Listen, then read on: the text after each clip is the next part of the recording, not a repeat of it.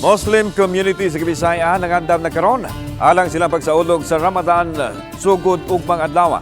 Si Femari Dumabok sa report. Gitugan sa National Commission on Muslim Filipinos Visayas Region Director o Nasis Omar Balt nga gahapon ni paygayon sila og moon sighting. Gihimo nila kini dito sa DPWH sa Toledo City. Diin klaro kaayo ang pagsawop sa adlaw ug diin gipaabot usab unta nila ang pagsubang sa buwan. Apan pakya sila nga makita ang crescent moon. Hinungdan nga ugma na sugod sa ulugon ang Ramadan. Isang beses lang po ang conducting ng moon sighting, which is nangyari yesterday.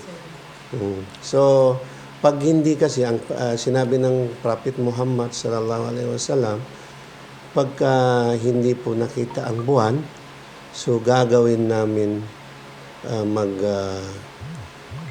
mag-Ramadan na kami the next day.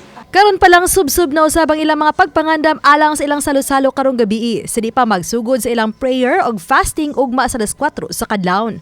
Sugod daw sa bang ilang mga charitable work sama sa pagpanghatag og mga dates sa mga kaubanang Muslim. Gibanabanang adunay 200,000 ka mga populasyon sa mga Muslim sa Western, Central ug Eastern Visayas. Sa Central Visayas anaa ang 90,000 ka mga Muslim ug adunay 40 ka mga moske. Samtang lakip sa ilang panalangin ang kalinaw sa tibuok kalibutan. Automatic yan.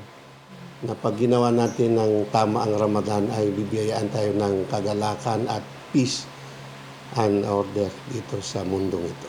Oba ni Cleofer Lumayag, Femari Dumabok. Balitang Bisdak.